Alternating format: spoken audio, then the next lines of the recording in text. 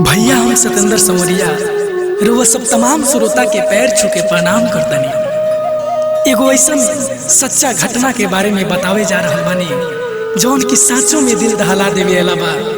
हमनिए के अपन क्षेत्र जिला चंपारण बलथर थाना क्षेत्र के मामला बा। आर्या नगर गाँव के एगो युवक के बलथर थाना में ही मार के हत्या कर देहल गइल बा। आई आगे गाना के सुनी और रउआ सब भी न्याय खातिर लड़ी।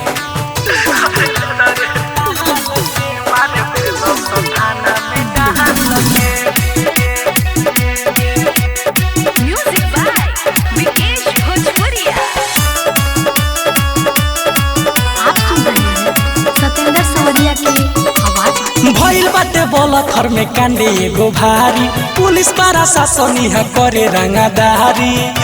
अरे दादा रे भइल बाटे बलथर में कांडे एगो भारी, पुलिस पारा शासनी है करे रंगादारी।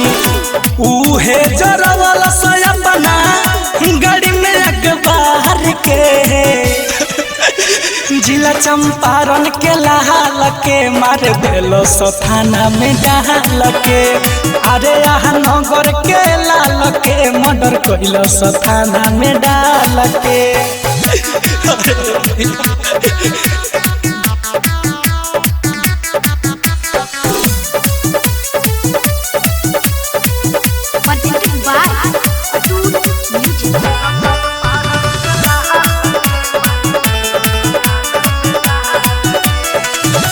झूठ मधुमक्खी बाटे कटले बाटे सच्चाई तो बाड़ सौ पीटले। बड़ा झूठ बोलते रह झूठ मधुमक्खी बाटे कटले बाटे सच्चाई तो बाड़ सौ पीटले। पब्लिक के फसावे लाबी छोवल सजाल के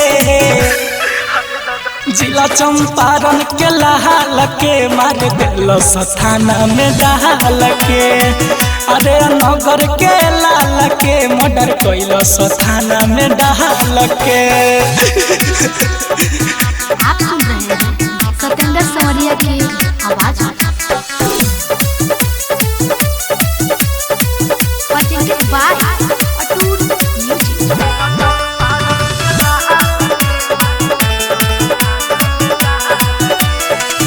सतेंद्र हमके चाही न साफ हो, पुलिस के केहू अब करी नहीं माफ हो।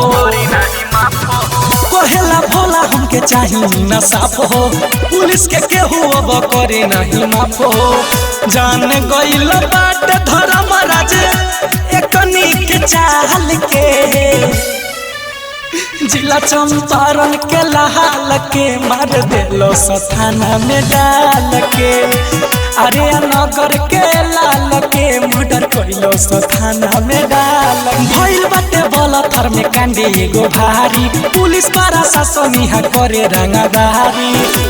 उहे जरवल सयपना गाड़ी में अखबार के जिला चंपारण के लाल के मार देलो थाना में डाल के। अरे यहाँ नगर के लाल के मर्डर कइलो थाना में डाल के। Atoot music recording studio Birganj Nepal.